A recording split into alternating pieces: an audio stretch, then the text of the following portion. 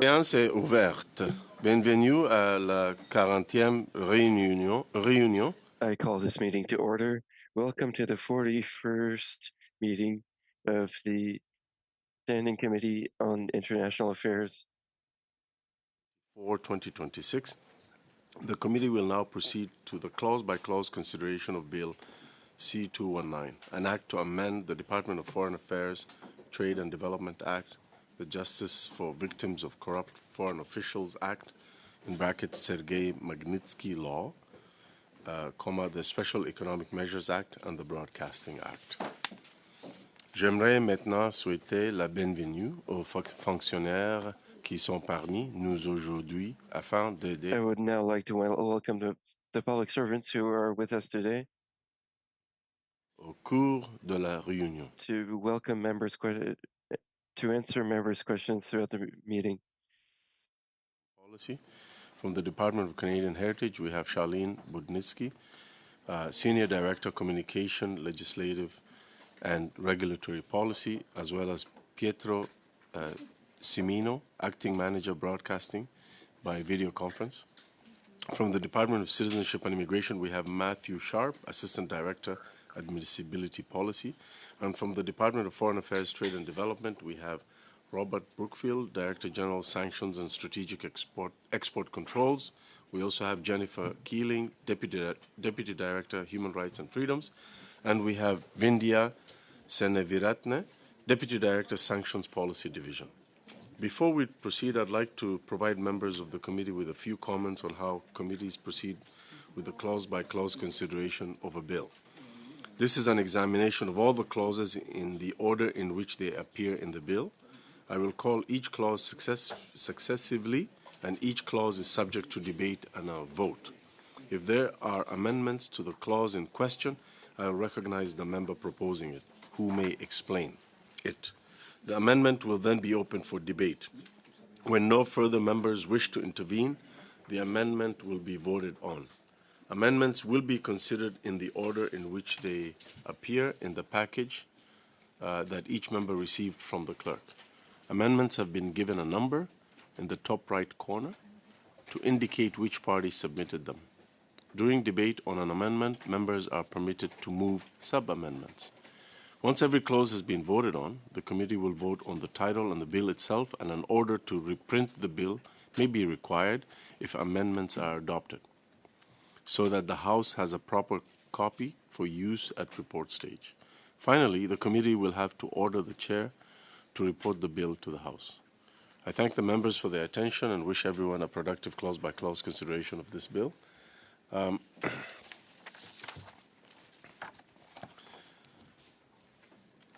So pursuant to Standing Order,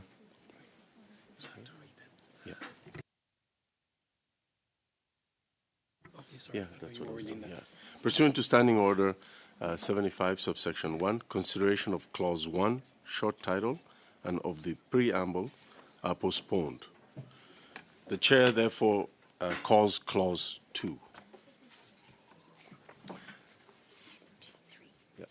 So under Clause 2, the new G3. Thank you, Mr. Chair. And just before I begin, we will be having a number of amendments which have been given notice, and maybe one or two that we will table during the meeting. I wanted to start by thanking Mr. Bazan for the bill, and also for Mr. Lawrence, who previously had a bill in the last Parliament, as well as Ms. Landsman, who worked extensively on that bill. And I think that raising these issues for Canadians and for the international community has been really important. And we will be, in good faith, attempting to do two things as we walk through these amendments. One is we want to particularly strengthen some of the parts around transnational repression, which we think has been very much on Canadians' minds from a number of communities, but also as an interest to many, many Canadians who are worried about the safety and security of their neighbours, and the ability for Canadians to exercise democracy and their daily lives without fear of some repercussion from another foreign entity. But we'll also be mindful through this bill about ensuring that there's not collateral damage that was unintended in the bill, ensuring that we have a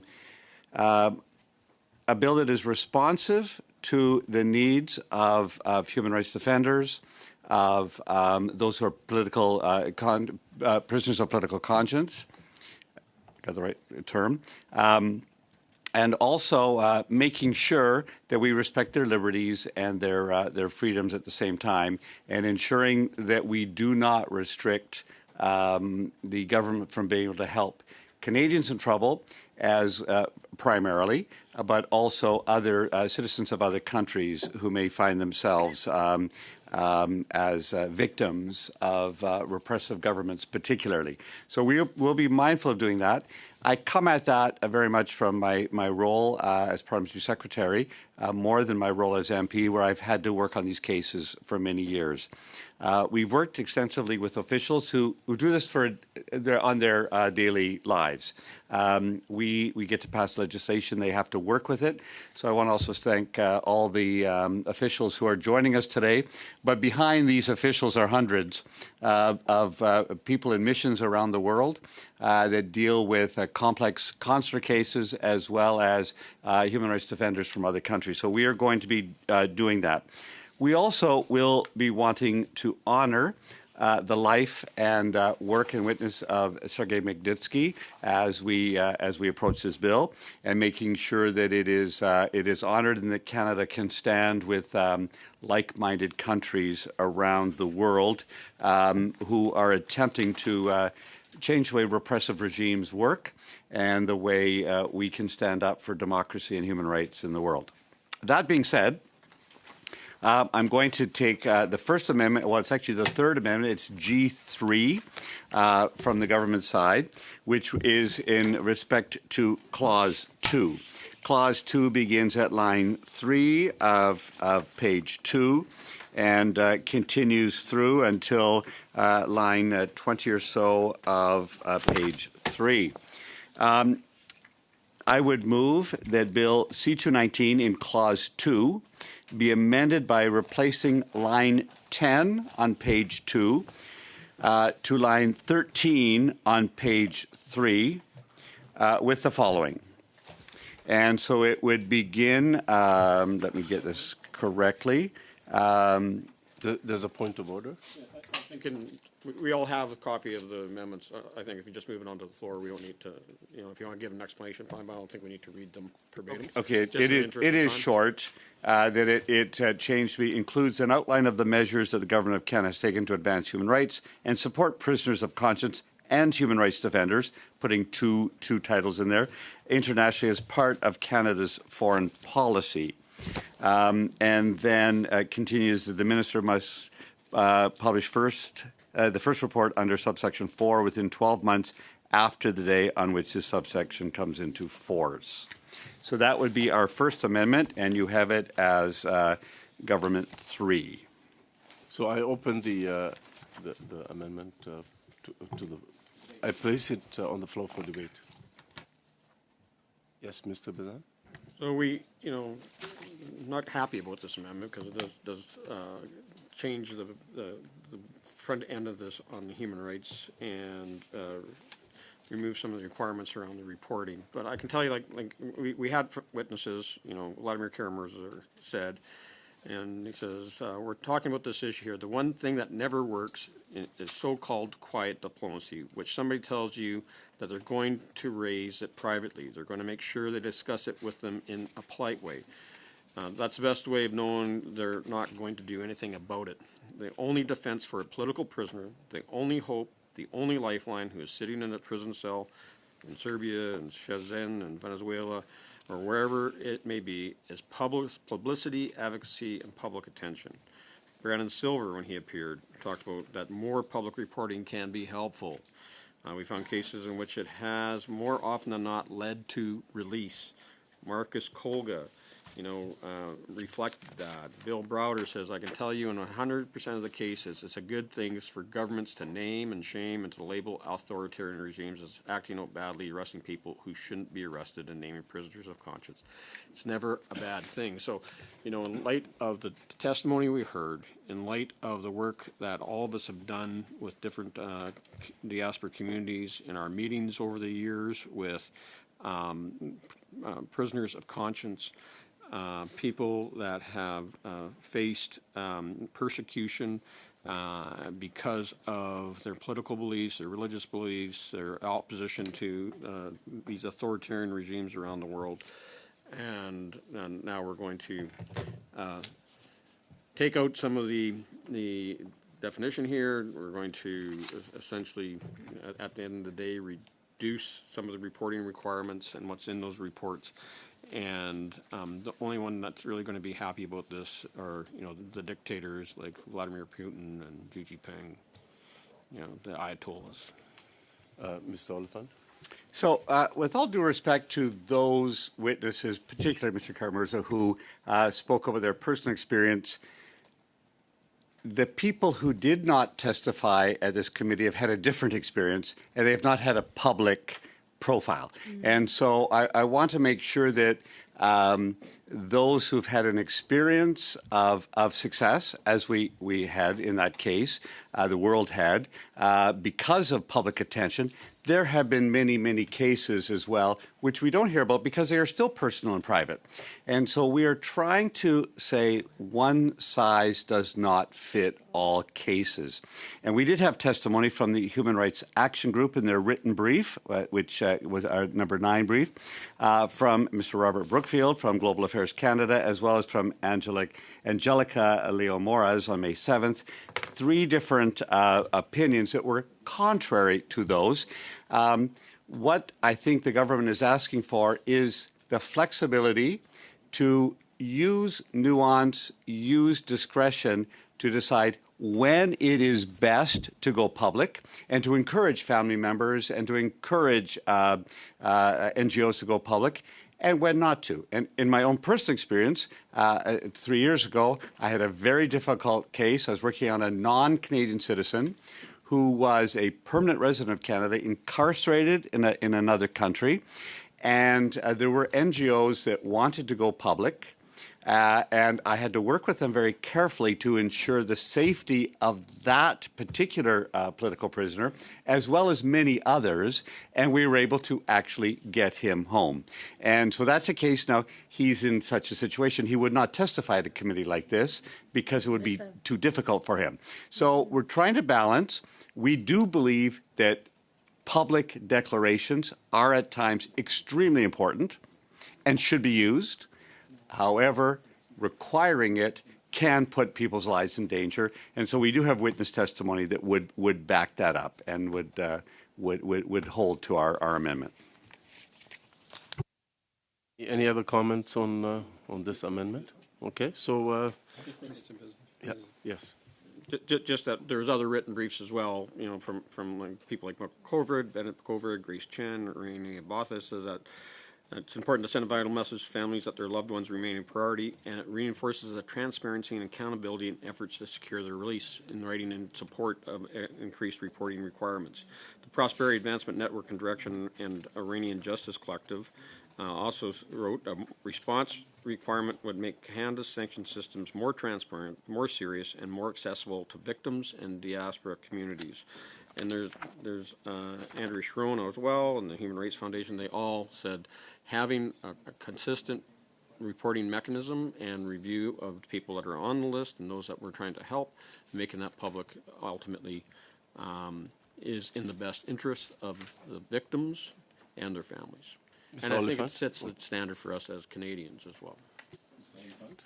Point is taken. However, again, I would say that my same argument would apply. Every family is different. And I don't actually believe that every family needs that to know that the government is standing with them. I know our consular officials work literally 24 hours a day in supporting families. They don't always find the support successful because their loved one is still not home, and they're often they're in a difficult situation. And as a pastor, I know that if someone is in a difficult position, you want to show your support.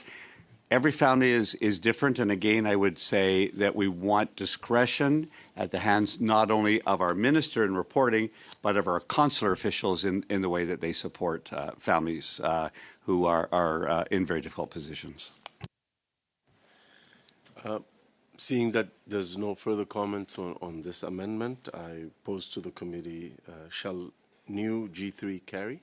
Agreed. On division. On division, okay. So That's perfect. That's voted. okay, all right. Yeah. Yeah, so we go next to CPC 1. Yeah, Mr. Chair, I'm not going to move this amendment, sorry.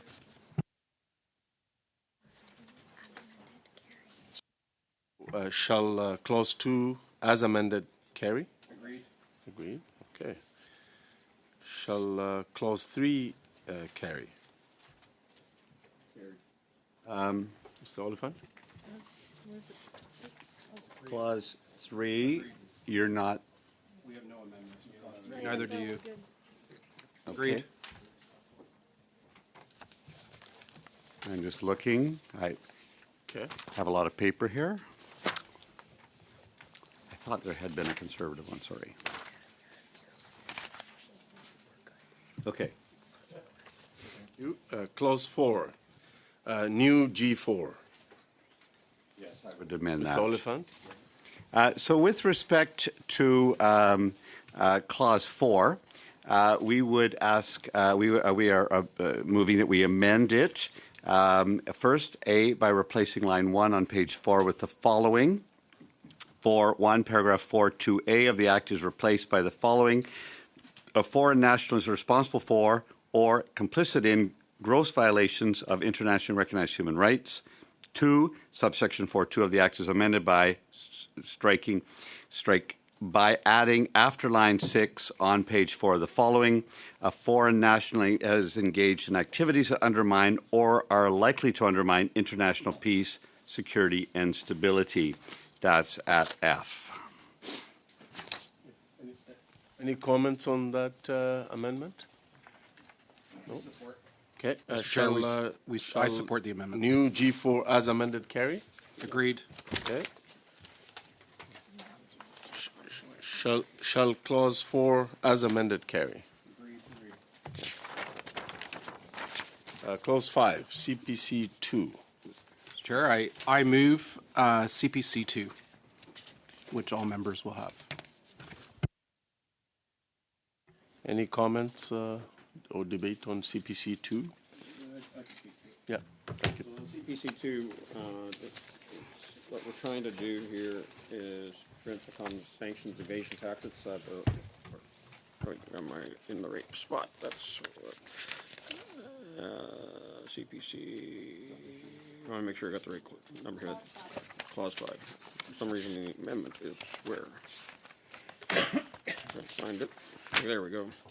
Yeah, so what we want to make sure is that immediate family member is more carefully defined, and that we want to make sure that it is, that we are strengthening it, to ensure that people aren't using their family members, extended family members, whether it's siblings, whether it's their dependent children, whether it's parents or even grandparents, to hide their wealth and to avoid sanctions here in Canada.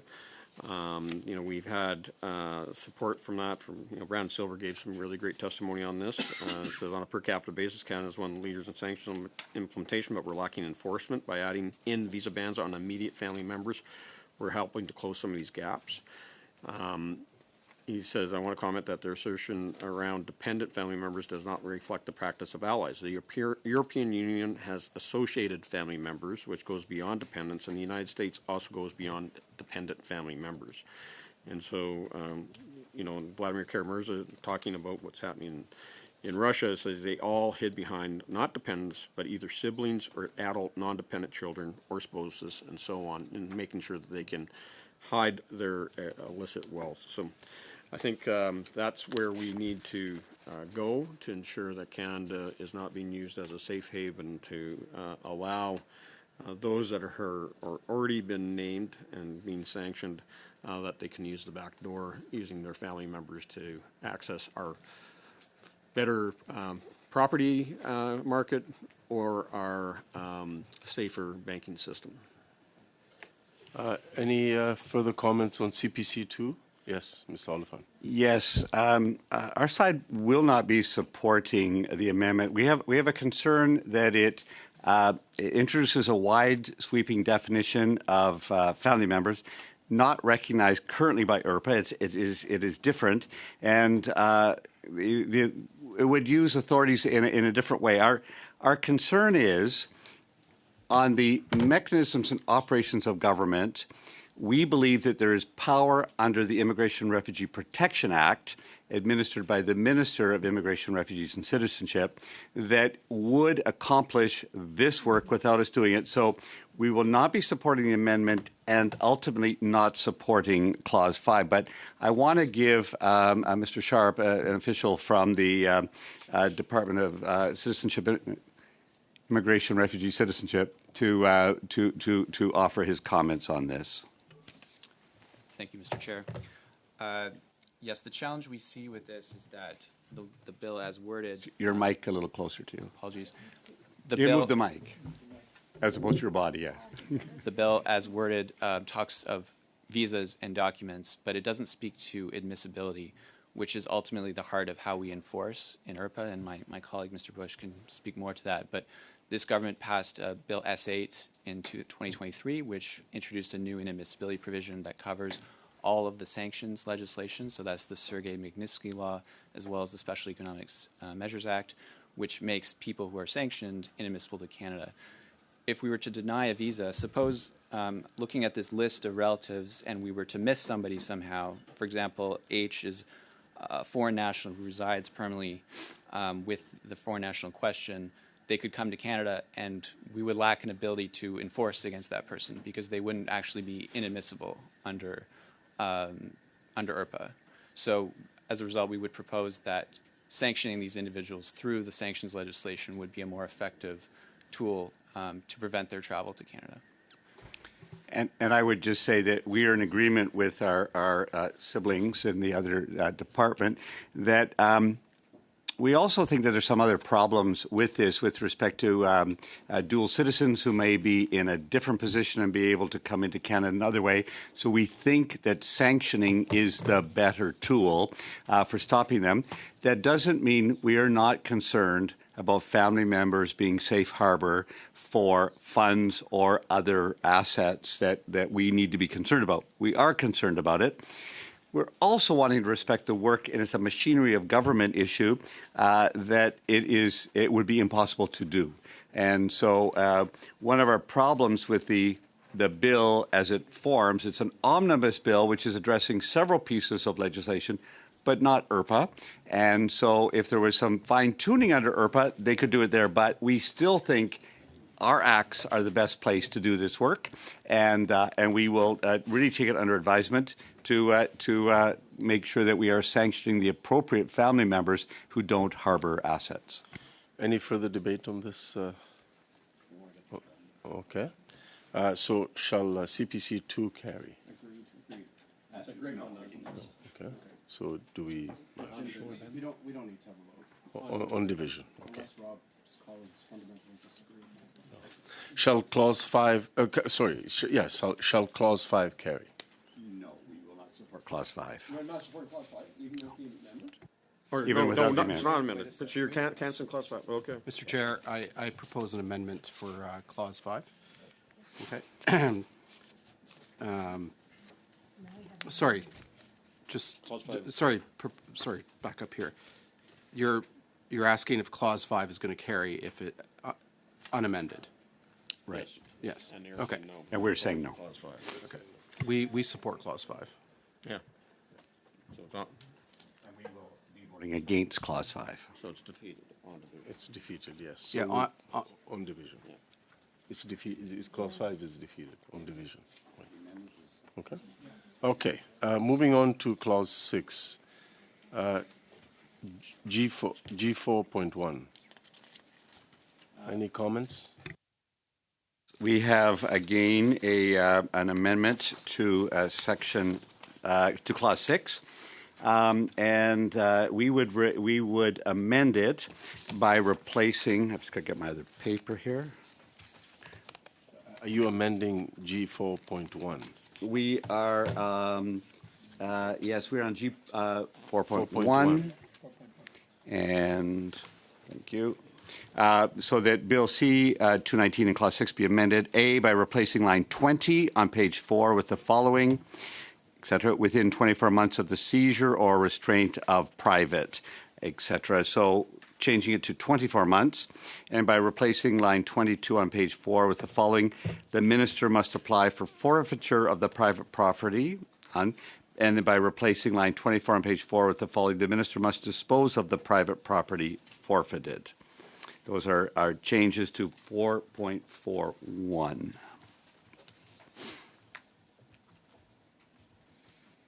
Go ahead, Mr. Bizan. Yes, that we want to move a sub-amendment to the amendment.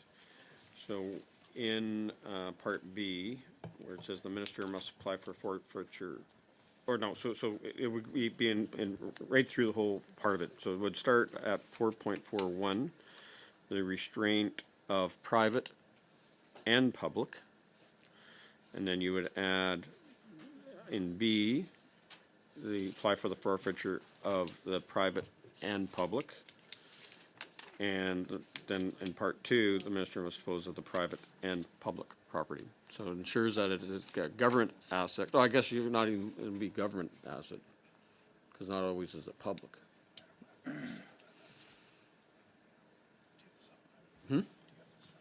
No, yeah, moving the sub-amendment, but just adding, because they're talking just private assets. They're not talking about government held. And if you think about it, Go ahead, Mr. You Oliver. can, go ahead. yeah, maybe the word public isn't appropriate. I think it should be government, foreign government. And we would not be in favor of that because there's a separate set of international law that governs government property or public property, which is quite distinct from private property and the objects of our sanctions and forfeiture activities. I'm not sure we have an expert on this here. Maybe Mr. Brookfield could talk on that for us. So I am not the expert on international diplomatic law, but I can say in general terms this issue was also raised in the other place in a related bill.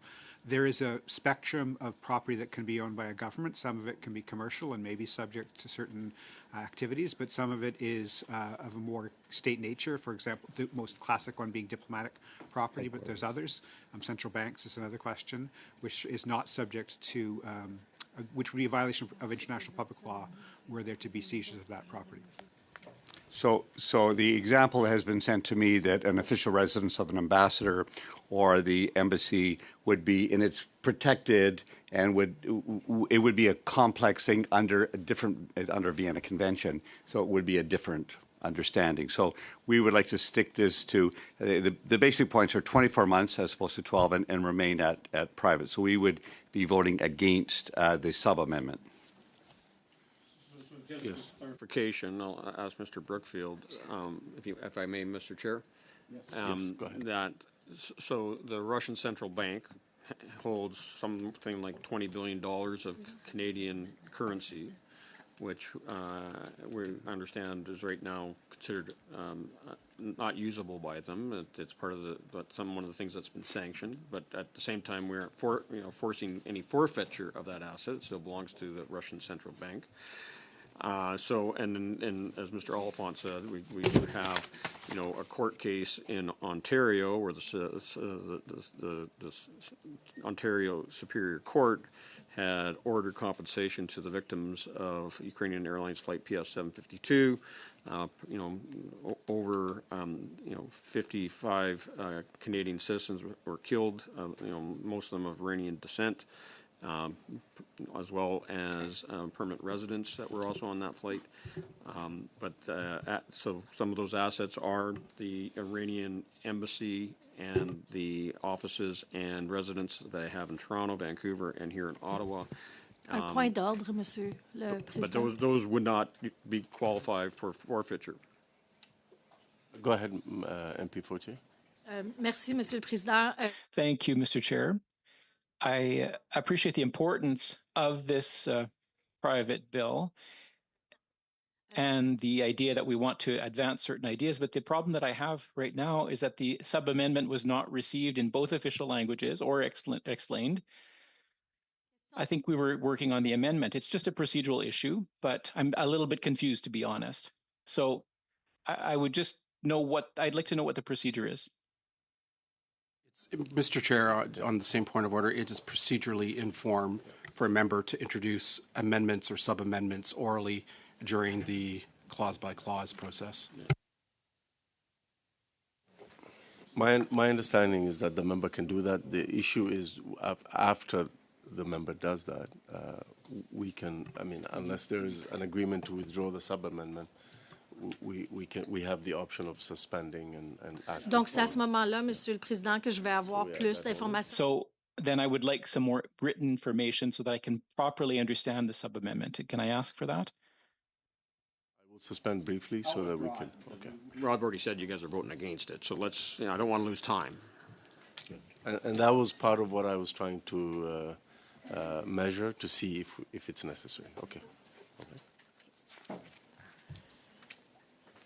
So going back to the to G 4.1, did we deal with that? So shall G 4.1 carry?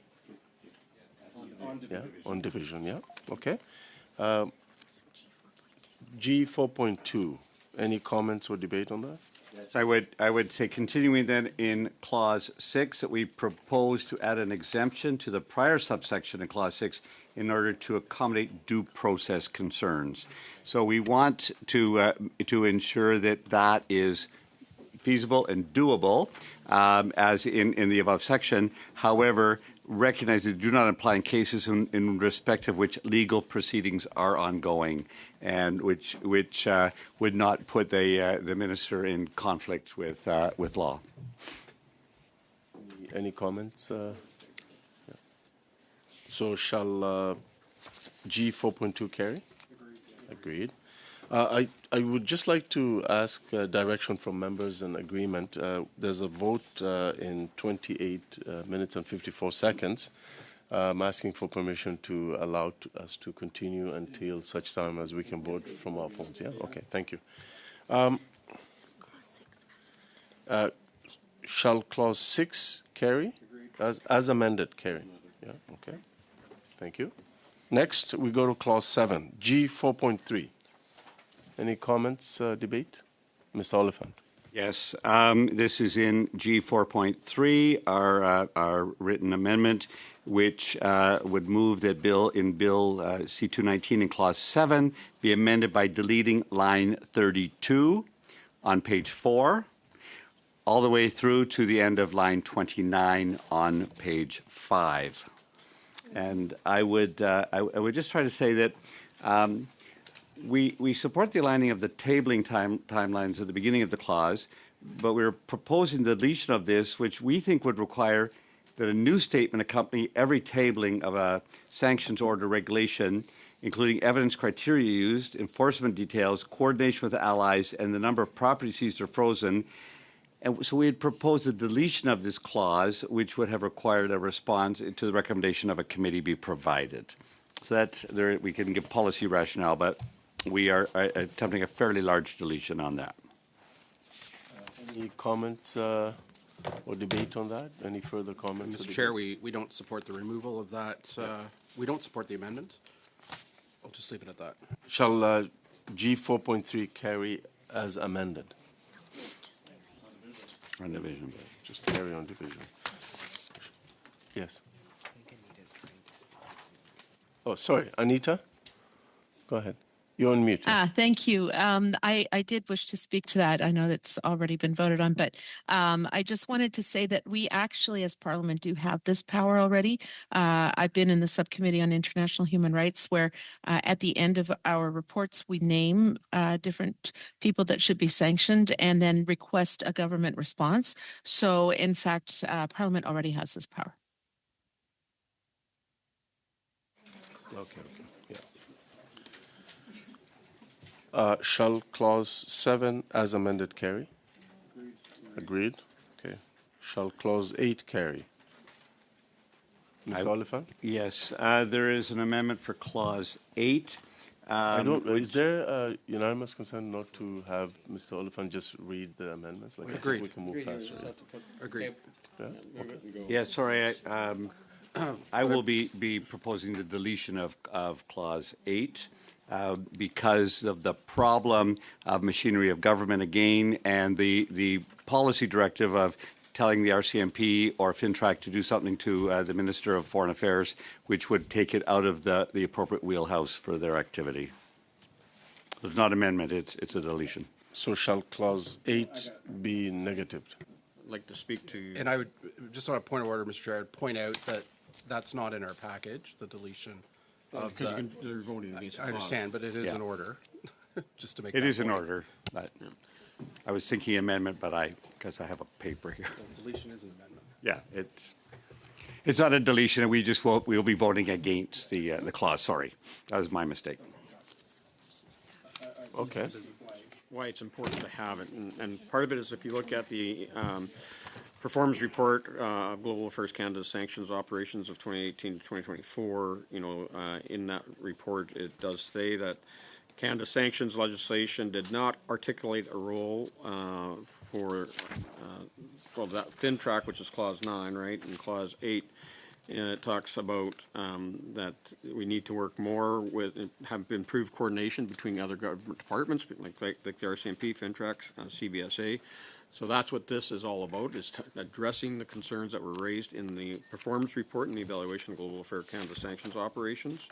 It said in a report,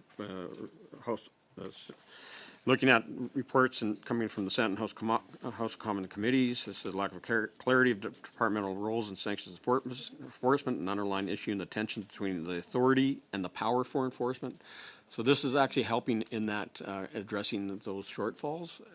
All we're asking for is better reporting between these government agencies to ensure that the Sanctions Bureau is operating across across the responsibilities within the whole of government approach. Any further comments on clause 8? Okay. Shall clause 8 carry? No. On division, I guess. Okay. Shall clause 9 carry? Yes, Mr. Chair, I'd like to move an amendment. That's CPC 3. No, Or, we're going to pull it. sorry, there's a new clause 9.1. Sorry. New clause 9.1. But we have to deal with clause 9 first, and then go to 9.1. If I could just add, Okay. I believe that you will find that CPC 3 and Government 5 are similar, are very close, and so we'll be, I think, finding agreement on that. But we're not there yet. We're not there yet, We still but need to deal with before clause we 9. get to 9.1, we'd be just gotcha. advising you we'll be voting against Clause 9, just so you know. So there'll be a new clause after that will replace 9, which is no longer 9 anyway. Right. So just to repeat, shall clause 9 carry? On division, no. Okay. All right. Now we can go to new clause 9.1, CPC 3. Thank you, Mr. Chair. I move CPC 3. Comments? Comments, debate on CPC 3? Same. Since CPC 3 was moved, G5 cannot be moved as they are identical. That deals with the next item, but anyway. If we could get advice, Mr. Chair, from the legislative clerk because we think CPC3 and G5 are so similar that we would simply then withdraw G5. Is that how that would work?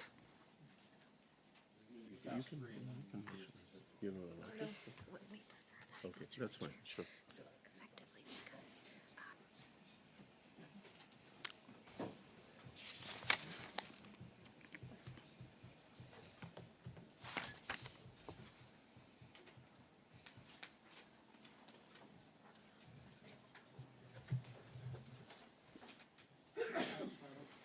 Yes, so my understanding from the clerk is that because G5 is identical to CPC3, it cannot be moved anyway, so there's no point in withdrawing it because it can't be moved to begin with. Well, we're happy to have CPC3 move first, and we would support it. Okay, so shall CPC3 carry? Agreed. Okay. Skipping that. Shall clause 10 carry?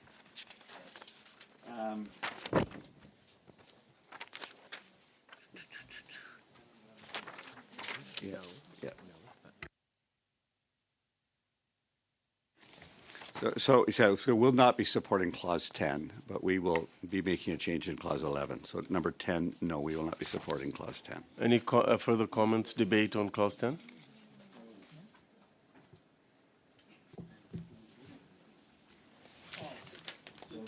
Clause 10. So again, we heard from witnesses that, we got to make sure that, we are sending a strong message on the long and short titles and to SEMA. And so like Brandon Silver says, first change of the short title of Special Economic Measures Act and Sergei Magnitsky Global Sanctions Act not only honors the sacrifice of Sergei Magnitsky, but reflects the reality of our sanctions regime. Human rights violations and corruption would not be sanctionable under offenses under SEMA if it were not the adoption of the 2017 Magnitsky Law amendments. Vladimir Kara-Murza, supported the renaming of it. Bill Browder called for it. He says, where every other country calls it a Magnitsky Act and Canada does not, is not in line with it, it becomes harder than it needs to be. When his name is embedded in law, it tells the world, every abuser, every corrupt official, and every torturer exactly what these sanctions are for and exactly who they are named after. That clarity has a power. So by not using the term Magnitsky, again, why are we trying to appease Putin? We will. Well, we have a response because we thought that was coming. What we are suggesting is not number 10. So we're going to be suggesting we defeat number 10, but we amend 11, and I've just given you some new paper on 11, which is with respect to the SEMA, that instead of it being this way, that this act be cited as the Global Sanctions and Special Economic Measures Act, brackets, Sergei Magnitsky Law number 2. So we're trying to do both of these things, and so we're going to end up, and I will just give you a little advance notice, 3 Sergei Magnitsky laws. We have the existing one on that we call Magnitsky, which will retain its short name afterwards. SEMA will add Sergei Magnitsky Law number 2, and this law, once passed, will be called Sergei Magnitsky Law 3, which enacts changes to others. So there will then be 3 Sergei Magnitsky laws. The original one, the victims law, and SEMA, which renames with a short title, the Magnitsky, the Global Sanctions and Special Economic Measures Act, Sergei Magnitsky Law 2. And I will tell you that's partly financial. That we looked at the cost of up to $50,000 to change all of that. We thought that was not good use of that money. But then we would also honor this private member's bill by referring to it as Sergei Magnitsky number 3. So we'll get to that when we get to the preamble and the title of this act. So there'll be 3. Any further comments? Okay. It was going to be the James Bazan law. No, I don't want my name in it. Okay, so taking that into consideration, shall clause 10 carry? No. Okay, moving on to clause 11. Shall clause 11 carry? I will propose that amendment at this point. Go ahead. That bills, and I did it get to our side as well? I'm not sure. So that bill C-219 in clause 11 be amended by replacing lines 29 and 30 on page 6 with the following. This act may be cited as the Global Sanctions and Special Economic Measures Act, bracket, Sergei Magnitsky Law number 2.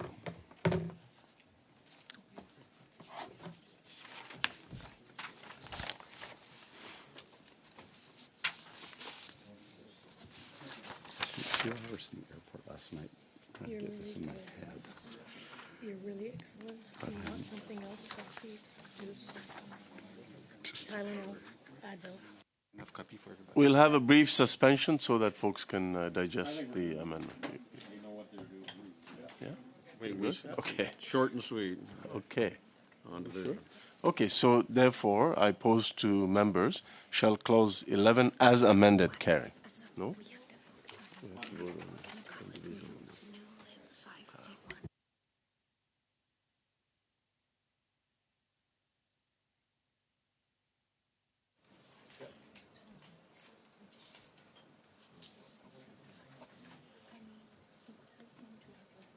So apparently we're calling it new lib 5.1. That's the clause? That's the amendment. No, that's the amendment, sorry. So this is what he just moved. Okay. So we're asking if that carries or not. Okay.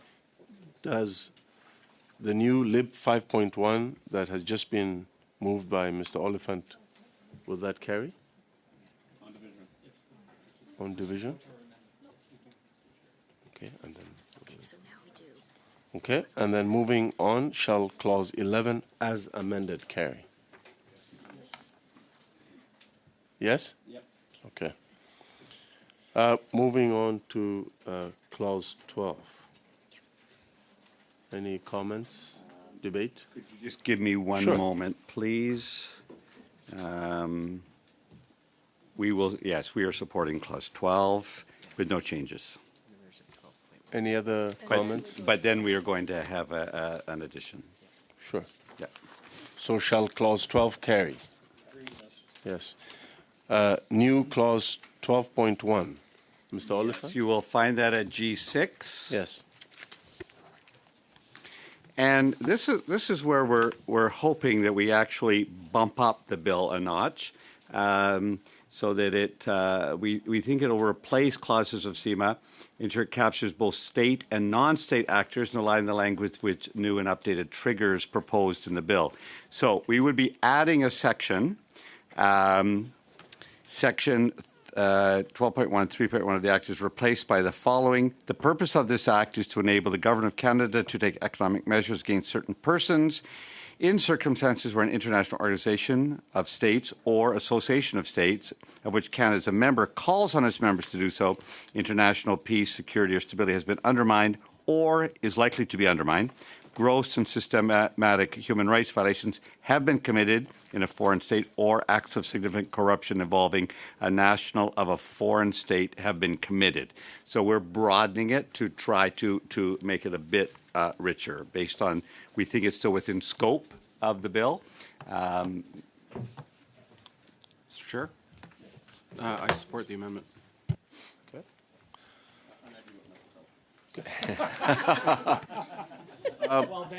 Therefore, shall G6 carry? Agreed. Okay, moving on to clause 13. New G7. Vein.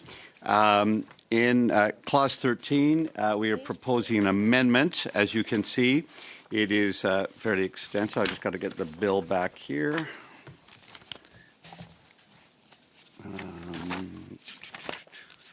Sorry. I know. I just had the bill in front of me.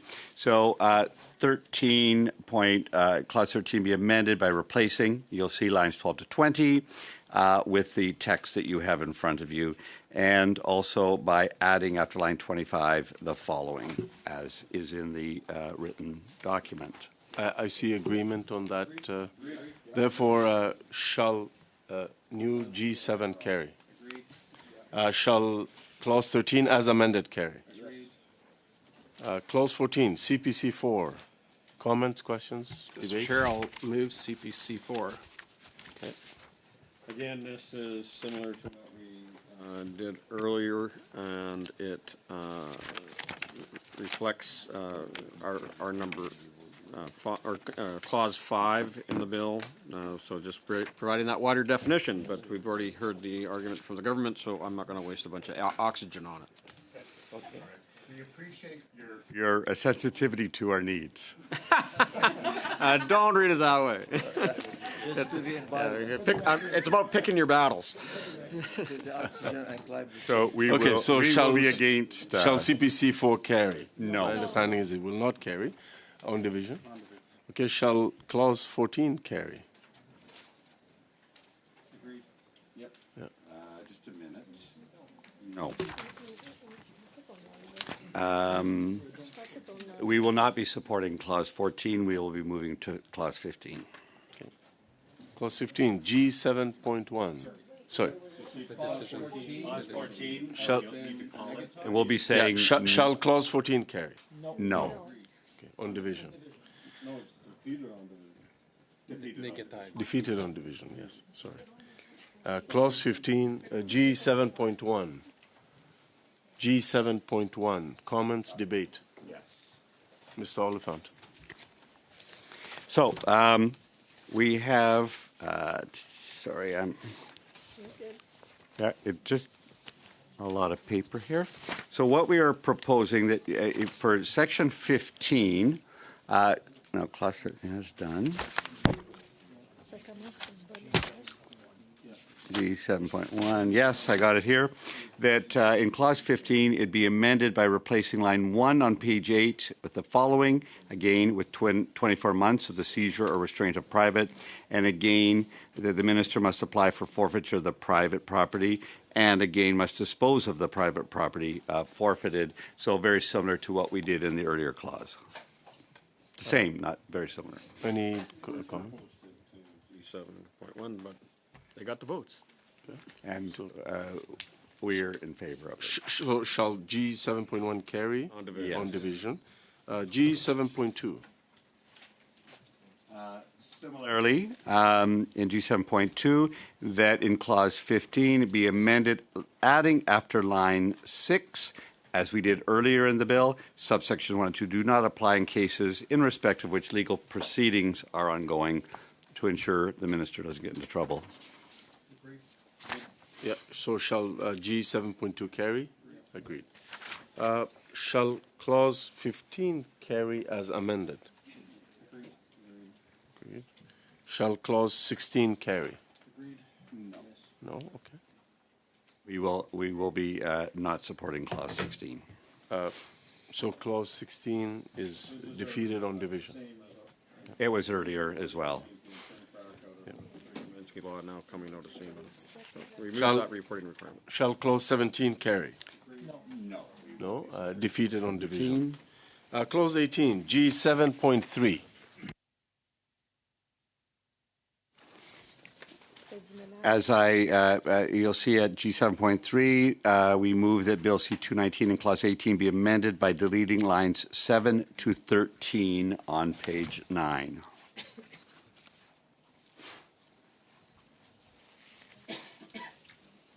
So we keep the first part of it, and then we delete from 7 to If G7.3 is adopted, CPC 5 cannot be moved due to a line conflict.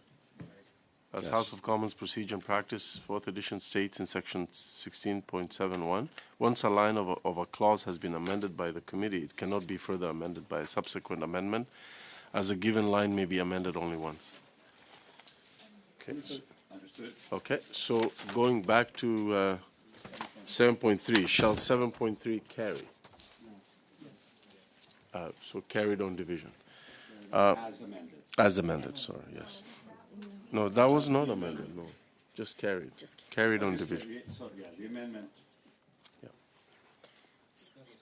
I already addressed CPC 5. Yes, we've struck those lines, and now we're at clause 7, sorry. Yeah. So I already addressed CPC 5. I will go next to clause 18. Shall clause 18 as amended carry? Yes. Clause 19. Shall clause 19 carry? Agreed. We have 6 minutes to vote, to the voting period. Keep going? Okay. Clause 20, G8. Discussion on G8? Yes, I have an amendment. With respect to clause 20, be amended by replacing line 24 on page 9 with the following: admissible in evidence in a prosecution under this part. I just need to have the act because these are odd little. 9, sorry. It is line 24. Yes. So what we are attempting to do is change the word act on line 24 under this part to be more accurate in what is actually happening. So it would then read, the original or a copy of a bill of landing, customs document, commercial invoice, or other document is inadmissible in evidence in a prosecution under this part. It really infers part of the act, but that's the legal way of doing it apparently, this part in relation to any dealing with respect to goods or services. So it takes out act and what puts in the word part. Okay, so shall G8 carry? Agreed. Shall clause 20 carry? As amended. Agreed. Shall clause 21 carry? Just 1 minute. Sorry. I just wanted to, where are we at with the votes? Yeah, it's less than 5 minutes. We'll suspend. Is it, has it? They haven't called the vote. Okay, it's 5 minutes until the vote's called. Yes. Then we have 10 minutes. Okay. Yes. So going back to this, where are we? Yeah, so clause 21, that's where we are at. Shall clause 21 carry? Okay. I have a question on that one. Sorry. So in this, we have already replaced the name by an earlier amendment, which we added under clause 11, was it? Clause 11. And so it seems to me that this doesn't apply now under 21 because we've already changed the short title. So I need help on this. I know what you're saying, Robert. Go ahead, Mr. Bazan. And this, I guess, goes to the legislative clerk, is that, so just the short title of Special Economic Measures Act has been changed now to the Global Sanctions and Special Economic Measures Act, Sergei-Magnitsky Law Number 2. So you're saying that it's not the short title that has changed in any of the other pieces of legislation. So that is why you're saying that Clause 21 is now no longer relevant. That's what I believe. And I just have a question because that's a legislative issue. Because we've already changed the term.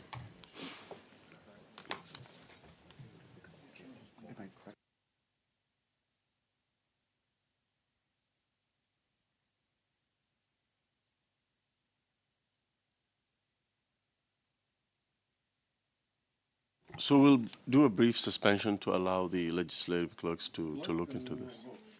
And we have to vote anyway. So. Our main concern, so you know, is that Clause 11 has now been changed. Yeah. What do we do with terminology then after? Yeah. Okay. Brief suspension.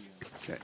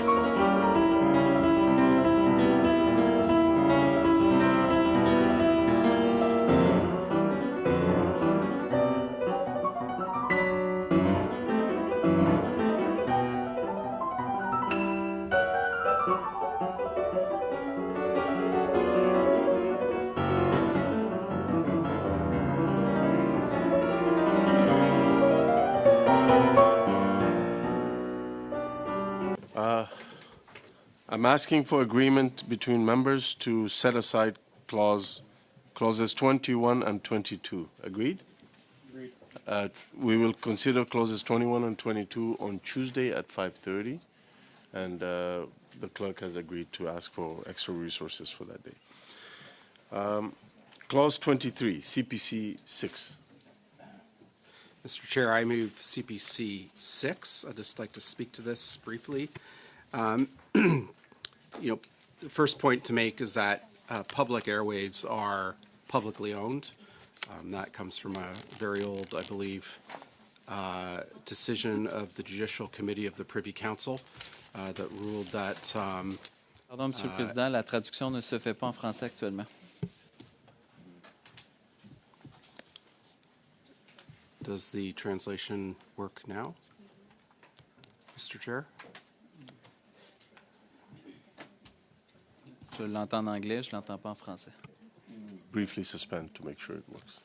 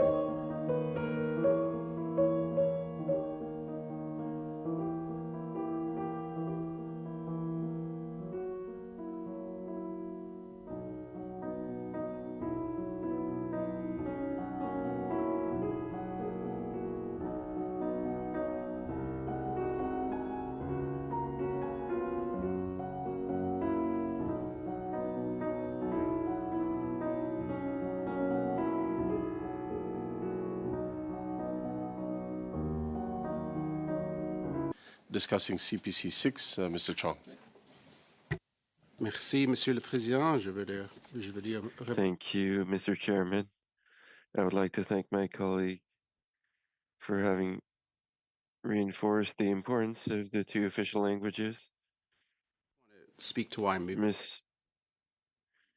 The Judicial Committee of the Privy Council back in the 1930s very clearly ruled in their decision that the spectrum that is licensed in Canada is public property and is owned by the Government of Canada, and it's considered a public property.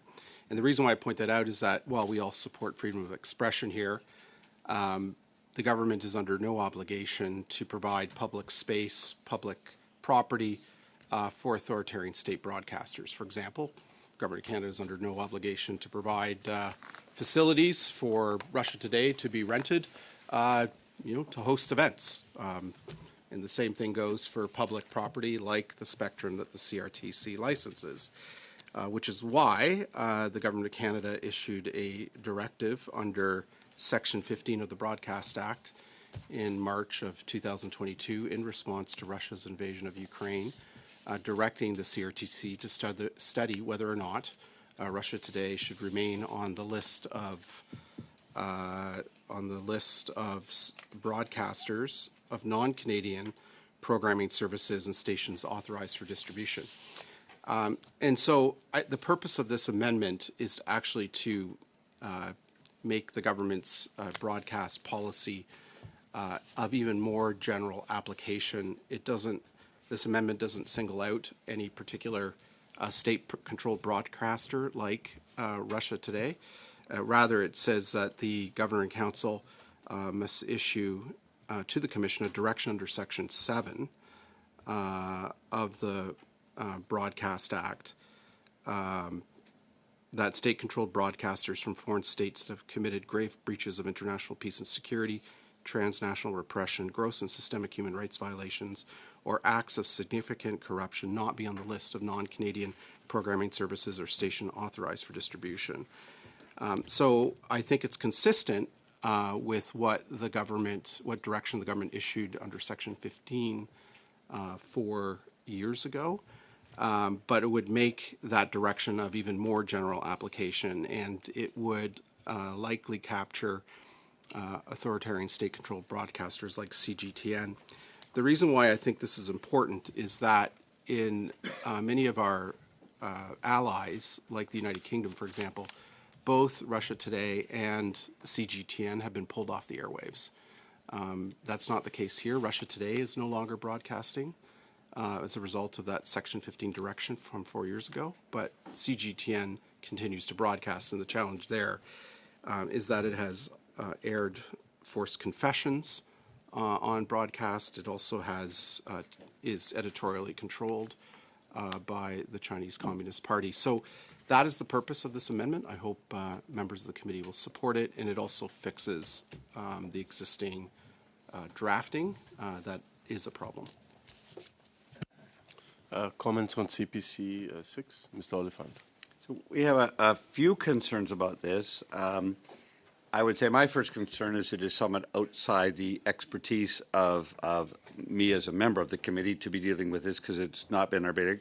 However, it also seems to push the scope of the bill and the intent of the author. We think it could actually be ruled out of order because it would open an unrelated provision of the Broadcasting Act, which deals with the power of the Governor and Council to issue directions under general application on broad policy matters that is not within the original scope of the bill. We have some other problems ultimately with the even 23 as it's written, in that it requires the CRTC to do a number of things which are outside its expertise and its mandate, including an evaluation process with respect to the integrity of someone on the list, because we don't issue licenses to broadcasters that are foreign. We put them on the list of broadcasters that can be added to a licensed broadcaster. We think that this is not the best place to do it. It's becoming an omnibus bill, so we think that the amendment itself is not within the scope of the actual bill as it's been presented. And even if it were, we would be concerned about it giving authorities that may not be within the power of the CRTC to do. Given that, I would like to turn to officials from Canadian Heritage just to make sure I'm not wrong. Mr. Chair, just on a point of order, could we get the legislative clerk to tell us whether or not the amendment I moved is in order?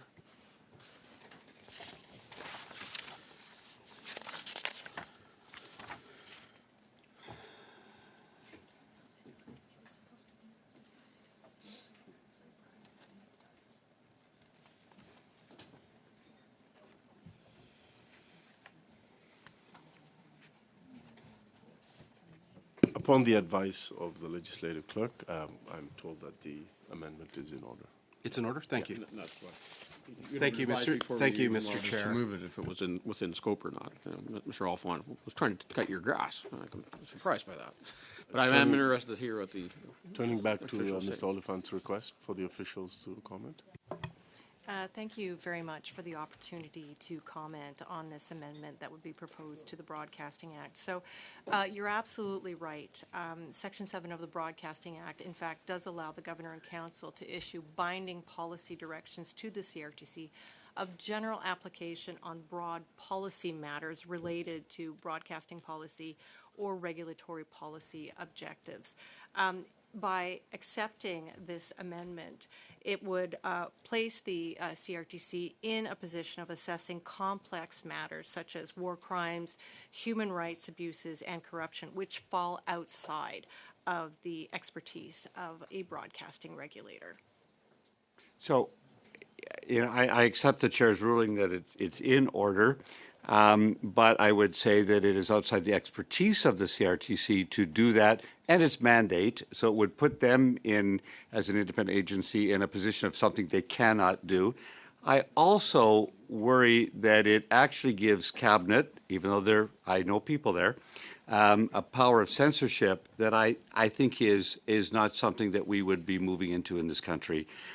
We want to find ways to ensure that CRTC acts when there is any odious activity or supportive of that, but I would still be very careful on a censorship issue. Mr. Bizan? First of all, as we just heard from witnesses, that this is still, they already take through orders in council issued by cabinet, their direction and policies. This is still a cabinet decision by governor and council. And it's still very specific on to Mr. Alphonse's concerns about censorship. It's tied to, the breaches of international peace and security, transnational repression, gross and systemic human rights violations, or acts of significant corruption. It's very well defined, and we trust cabinet in drafting regulations, and regulations all become, of course, at some point in time public, and everybody gets to comment on it. So it is, again, I think, providing direction and policy for CRTC, and it refers to the list that is provided to those that are providing services to Canadians across this country for their TV watching. So I think that this falls in line with government policy. It definitely strengthens this bill, and it ensures that, again, in the hands of cabinet, will make the decisions on who, on those bases, which entities should be added or removed from those lists. Mr. Chair, if I may, I would add, though, however, the CRTC has a system and series of processes whereby every decision they make in this sort of line have hearings, and there are appeal procedures.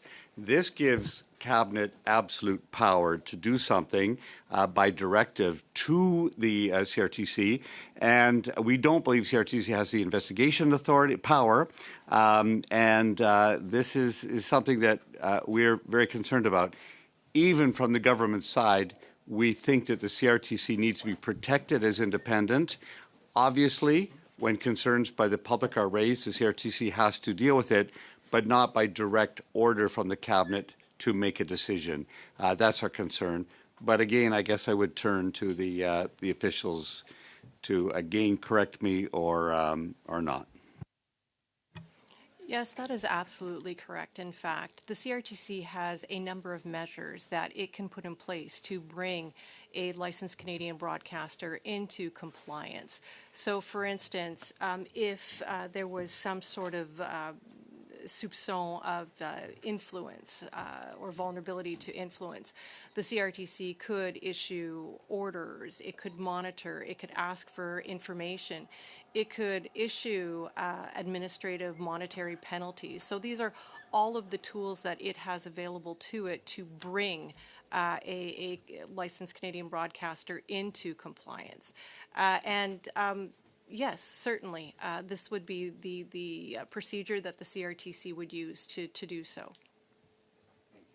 Mr. Bizan? When was the last time CRTC actually did go and sanction or ban or fine a non-Canadian broadcasting entity? I would have to actually do some research on that myself. I do not have the answer available to me. It took forever to get RT removed. If I may respond to that, it took 2 weeks to remove RT After an order was once given. the Section 15 was issued. There are some of us that spent years asking RT to be removed. Mr. Chong? Yeah, thank you, Mr. Chair. I like the amendment doesn't actually ask the CRTC to adjudicate whether grave breaches of international peace and security, transnational repression, gross and systemic human rights violations, or acts of significant corruption have taken place. What the amendment says is that the governor and council must issue a direction regarding state-controlled broadcasters from foreign states who have done those things. And so presumably this is not going to be the exact wording of the governor and council's direction. The governor and council is going to issue direction in line with this law, and that direction will be worded in a way that the Privy Council office thinks is consistent with the other measures in the Broadcasting Act, and that will be signed by certain ministers, and then that will be provided to the CRTC. So, this clause is not mandating that the CRTC is going to adjudicate the items enumerated here. It's that the government is going to issue a direction to the CRTC regarding state-controlled broadcasters who have undertaken or committed these acts. So I just want to point that out because I think that has been that's an important point to make. Mr. Oliphant? I'm afraid I read it differently because it says, first of all, the Governing Council must, by order under the subsection, issue to the Commission a direction that state-controlled broadcasters, undefined, we're still not always sure exactly what state-controlled and not state-controlled are because some of them are gray, from foreign states that have committed these atrocities, not be on the list. So it's not giving discretion to the CRTC. It is saying, if this has happened, it gives a direction that they are no longer on the list. So they're taken off the list with no recourse, no hearings, no anything. What I would say is that we on this side of the House have heard this, have seen it, and I think we have to go back to the government to say, if this is defeated here, the government, not this committee necessarily, has some work to do on the Broadcasting Act to ensure that Canadians have a way into this discussion, to find out how we ensure that our broadcasting system is not used by malevolent state actors. I think it's a good warning, it's a good signal. We just think that this is not the appropriate place to do it, and it is going to be difficult. So we would be against the amendment, and even if the amendment failed, we would still be against Clause 23 and 24. Mr. Chair, I think debate has been exhausted. It's Absolutely. clear. So shall new CPC 6 carry? Agreed. No. So defeated on division. Shall clause 23 carry? No. Defeated on division? No, removed. Defeated, period. Defeated, okay. There's a problem with 20. Yep. Shall clause 24 carry? No. Shall the short title carry? We would like just to hold, I believe, now, because there's a relationship between the change of the title of the CIMA, which we've added Magnitsky 2, to the short title of this bill, which we would like to do as Magnitsky 3. However, we recognize that Clause 11 is still at play in how it affects the later two clauses. So we think if we have to come back to the bill, we could come back to the two clauses, 21 and 22, as well as the short title and the preamble in a separate meeting so we can make sure we clean it up appropriately. That would be our suggestion. Mr. Bazan? Just a request then, if you're changing the short title, can you just put on the record what the amendment will look like, even though we aren't going to vote on it today? My understanding is the clerk has also sent out that amendment. We have it? It is there. It is, I forget, I've got it here. It would be, this act may be cited as the International Anti-Corruption and Human Rights Act, brackets, Sergei Magnitsky Law number 3. Okay. So we take the title, but then we put Magnitsky in brackets. So we have 3 bills. Number 1, Raynell's bill. Number 2, SEMA. And number 3, Bazan. We don't need to put, But it will be called Bazan, you know that. Like we call Andrzejczyk's bill, you know, it's Andrzejczyk. So, Mr. Chair, just on point of order, so we're not going to consider G1 and G2 right now? We'll set those aside till. I would That's suggest we the could put them on suggestion, hold. but again, Great. it depends Agreed. on the will of the committee. We agree.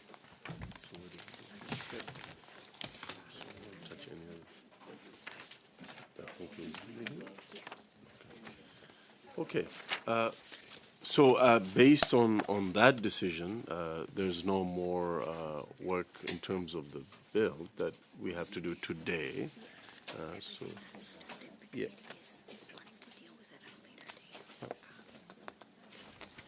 So, yes, so that concludes the business of the day. Right? Thank you. Meeting adjourned.